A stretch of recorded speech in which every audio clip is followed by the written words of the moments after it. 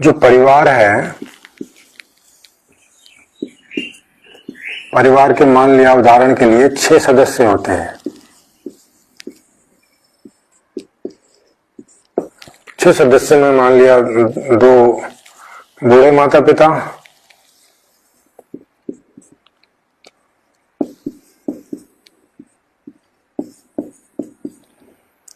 2 युवा माता पिता और 2 बच्चे। तो ये कुल मिला के 6 लोग अगर हम मान के चलें एक परिवार में, 6-5 जो भी, तो इस व्यवस्था के अंदर सबका इसमें प्रोफाइल बना होगा, सबका अलग अलग। दोनों बूढ़े माँ बाप का अलग अलग इसमें प्रोफाइल बना होगा मानव जनता के रूप में, दोनों ही युवा माता पिता का और दोनों ही बच्चों का। वो सीधे सिस्टम से मांग करेंगे, उन्हें जो भी चाहिएगा, उन्हें जो भी कपड़े लत्ते घर वगैरह जो भी नहीं है उनके पास में, और उन्हें जो भी चाहिए वो सीधा मांग करेंगे और सिस्टम उसका प्रोडक्शन डिलीवरी करके उनको सीधा देगा। यहाँ एक को दूसरे के ऊपर किसी भी तरह से फाइनेंशियली डिपेंडेंट रहने की कोई जरूरत नहीं है इस सिस्टम में। और ऐसा इसलिए किया गया है कि यदि यहाँ आपस में एक दूसरे के हम ऊपर इनको डिपेंड करें, मान लिया इन 2 युवा माता पिता के ऊपर ये 2 बूढ़े और 2 बच्चे, इन चारों को अगर हम डिपेंड करें, और ये इसकी पत्नी भी, यानी कि अगर हम यहाँ एक आदमी के ऊपर 5 लोगों को डिपेंड करते हैं तो क्या होता है कि फिर हमें उसमें धन को लाना पड़ेगा, क्योंकि वो आदमी कैसे सारा अरेंजमेंट करेगा। तो हमें ये फ्रीडम भी इनको देनी होगी। तो इस सिस्टम में ये फ्रीडम भी है कि किसी एक को दूसरे के ऊपर फाइनेंशियली डिपेंड होने की जरूरत नहीं है। इससे क्या फायदा होगा कि इनके आपस के रिश्ते खराब नहीं होंगे कभी भी। अभी जो कि बच्चों को लगता है कि मेरे माता पिता हमारा ख्याल नहीं रख रहे हैं, अब उनको नहीं मालूम कि माता पिता के पास उतना पैसा नहीं है।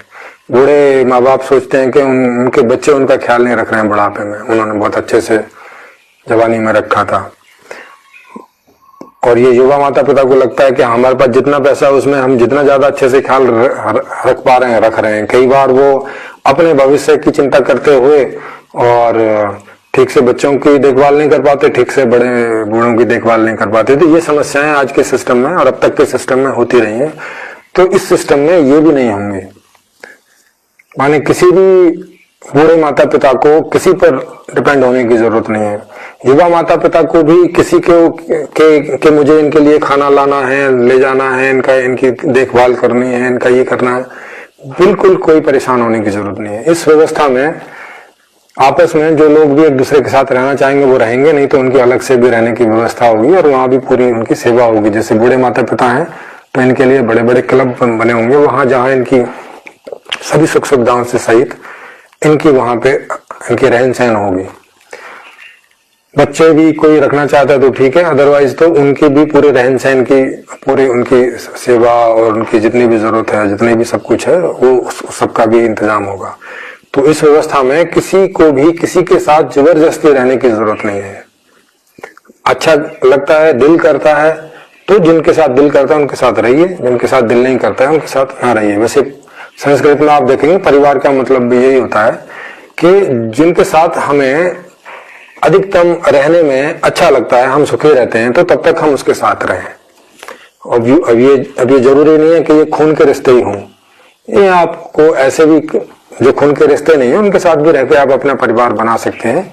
तो इस सिस्टम में परिवार उन्हीं को कहा जाएगा कि जो भी एक दूसरे के साथ रह रहे हैं, जिन्हें अच्छा लग रहा है, जब तक रह रहे हैं, जब तक अच्छा लग रहा है, तो वो सूचित करते रहेंगे कि अभी हम परिवार के रूप में रह रहे हैं एक जगह। तो वो भी इसलिए क्योंकि उनको जो उनके फैमिली के सदस्य संख्या के हिसाब से उनको फ्लैट आवंटित हो सके कि जितने सदस्य हैं उसी हिसाब से उनका बड़ा छोटा फ्लैट दिया जा सके, उस वजह से। तो ये भी इस सिस्टम में समझ लेने वाली बात है, क्योंकि अभी हमारे जितने भी सारे रिश्ते खराब होते हैं उसके पीछे जब आप जड़ में जाएंगे तो जाएंगे यही कि एक आदमी है परिवार में जिसके हाथ में सारा का सारा धन और पैसा और पूंजी होती है और बाकी सब उसके ऊपर डिपेंड करते हैं, वो चाहे छोटे भाई बहन हो, चाहे बूढ़े माता पिता हो, चाहे जो है बच्चे हों, तो और उसको देखना पड़ता है, जिसके हाथ में सारी पूंजी धन है उसको देखना पड़ता है कि भविष्य में, क्योंकि ये उसका जिम्मा हो जाता है कि अब आदमी बीमार पड़ेगा तो फिर हॉस्पिटल के लिए पैसा कहाँ से लाएगा, कल को खाना के लिए कहाँ से लाएगा, कपड़ों के लिए कहाँ से लाएगा, कल को शादी होगी उसके लिए कहाँ से लाएगा, तो उसके भी बहुत सारी टेंशन होती है। तो इस सिस्टम में किसी की कोई टेंशन नहीं है। तो ये आप देख सकते हैं। और इसके बारे में जो भी आपको कोई क्वेश्चन उठे हैं जो रह गए हों समझाने से, तो इस वीडियो के अंत में नंबर होंगे, मोबाइल नंबर, उन पे आप कांटेक्ट कर सकते हैं। फिलहाल मैं यही समझाना चाहता था। एक तो मैंने धन का समझा दिया, एक मैंने परिवार का समझा दिया, एक मैंने ये जो डेमोक्रेटिक सिस्टम है, रियल डेमोक्रेटिक सिस्टम, जिसमें जनता को सारी ताकत है। और ताकत क्या है जनता की? यही कि वो कुछ भी मांग कर सकती है, उस सिस्टम को उसका प्रोडक्शन करके उसकी डिलीवरी उसको करनी होगी, नहीं तो दिए हुए समय में उसको बताना पड़ेगा कि क्या प्रॉब्लम है। और इस सिस्टम में हर आदमी का व्यक्तिगत